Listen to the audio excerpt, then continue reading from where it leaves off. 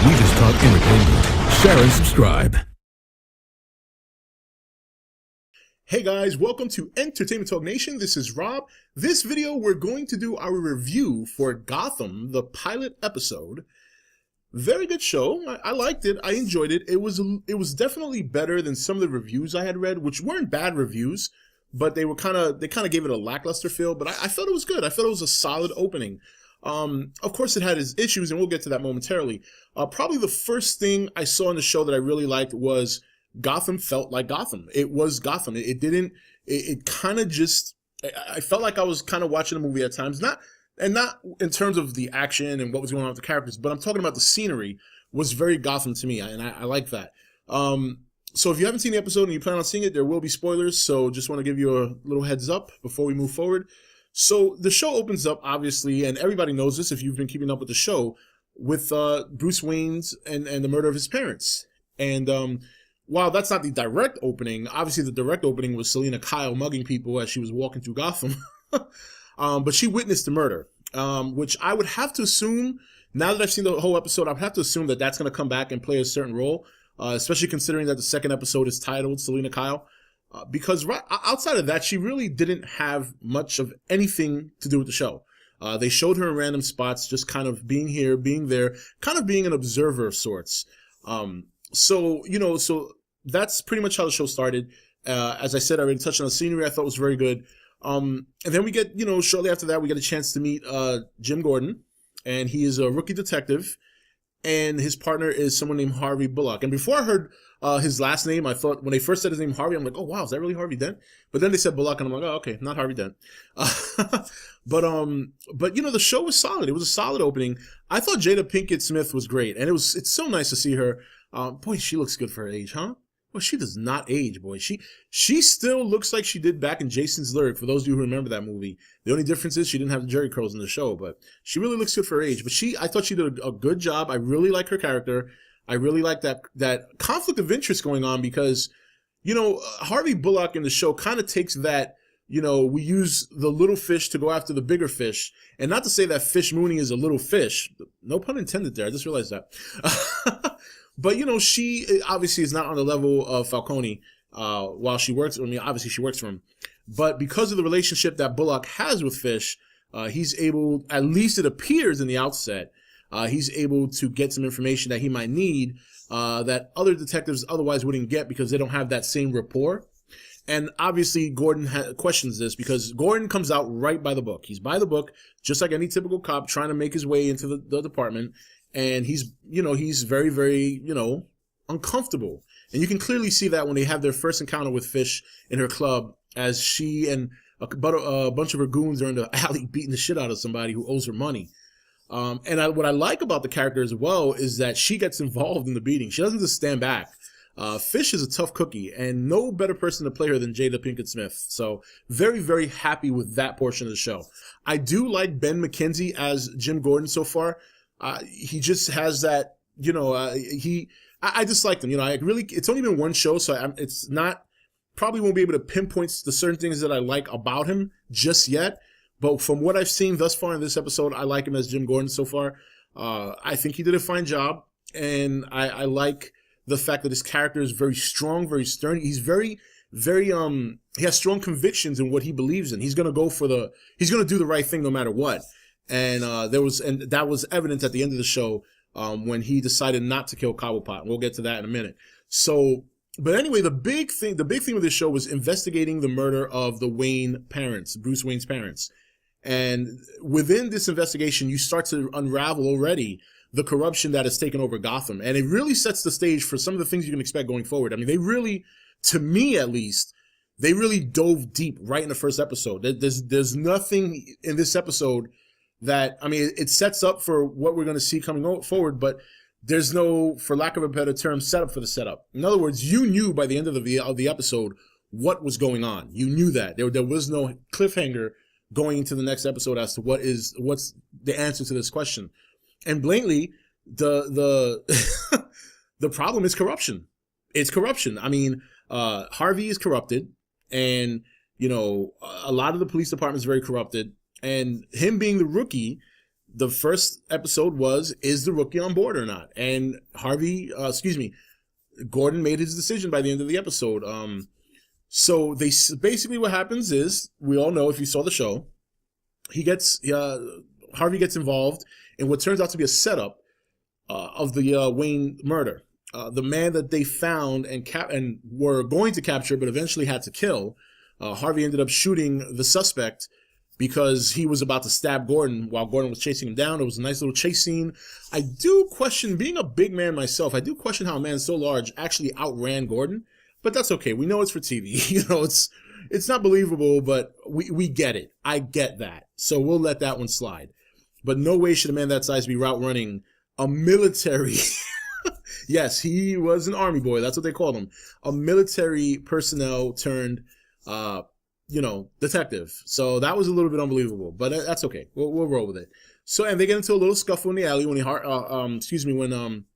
Gordon finally catches up to him, and the suspect had a knife, went to stab him. His name was Peppers, by the way, and Harvey shot him dead. And at this point, you believe they found the suspect, and later it turns out that Oswald Cobblepot confesses to the MCU unit that the pearls were with Fish, and that she could have been involved in planting them in Pepper's apartment. And the lady from the MCU basically visits Gordon's wife, or wife-to-be rather, named Barbara, and confesses to her that Gordon may be involved in setting up Peppers, who did not kill the Wayne family. And this is what starts the good stuff to me. Obviously, Barbara, being in a long relationship with her soon-to-be husband, Jim, believes him the minute he says that he didn't set him up. He was oblivious to the whole thing, basically. It was all set up by Harvey, who is obviously, in cahoots with the mob, as well as other law enforcement. We don't get into that, though, but they make that very clear that there's corruption.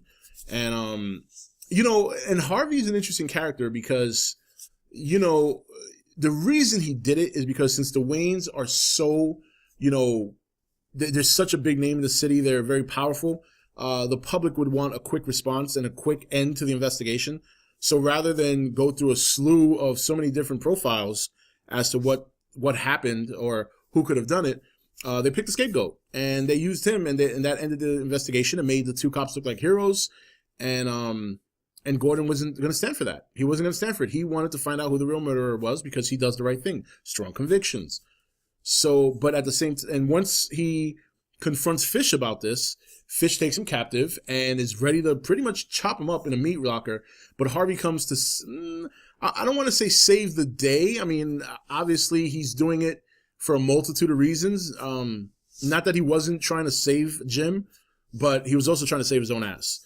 So they both end up hung up in a meat locker, ready to be chopped up, when Falcone comes in and basically kind of saves them.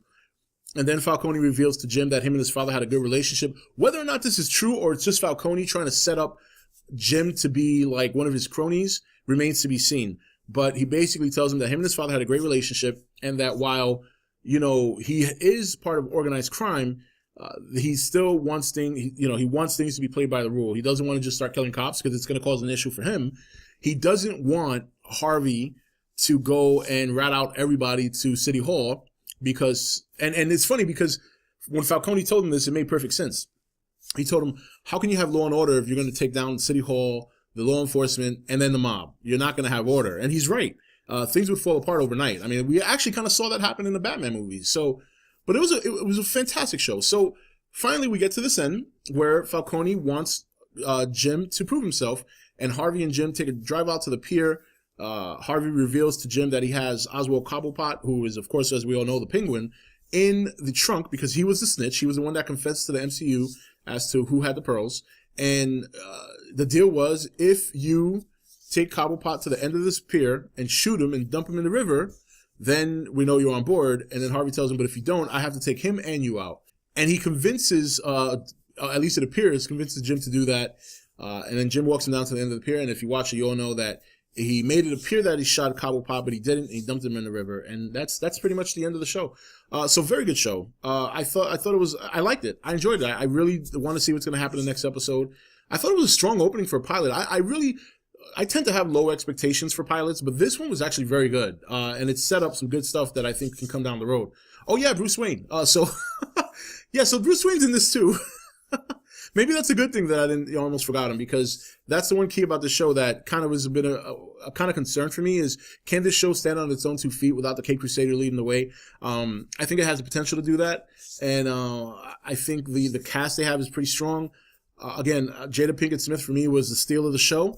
Selena Kyle this episode does not do anything but linger around and observe.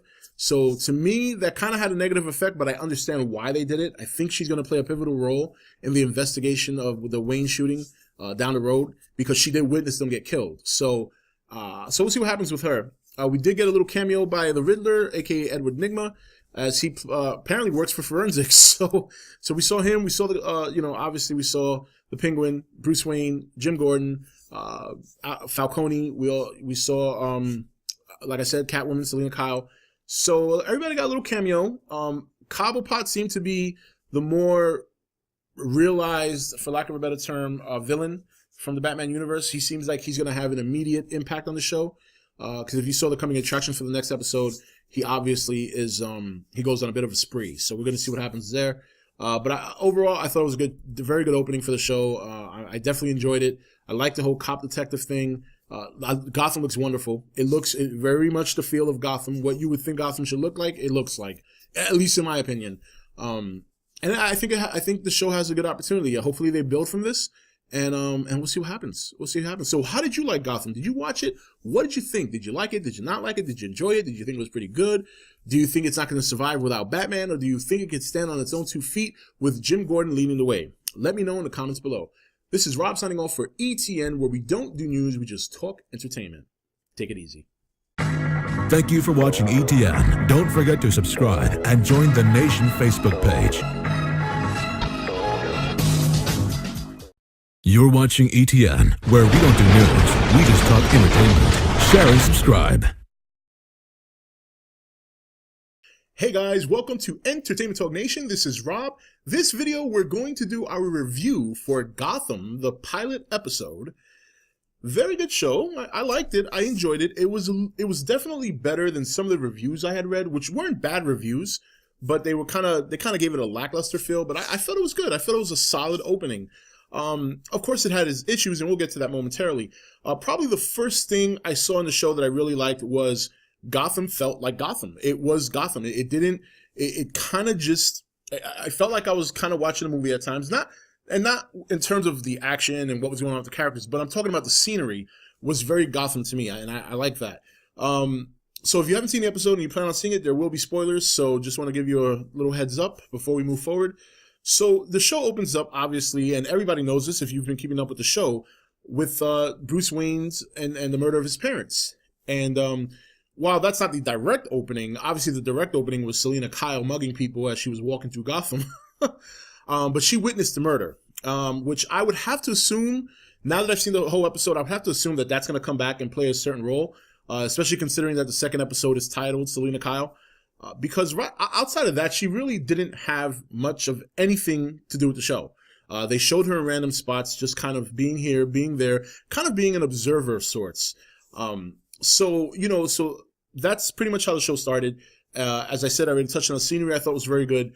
And then we get, shortly after that, we get a chance to meet Jim Gordon.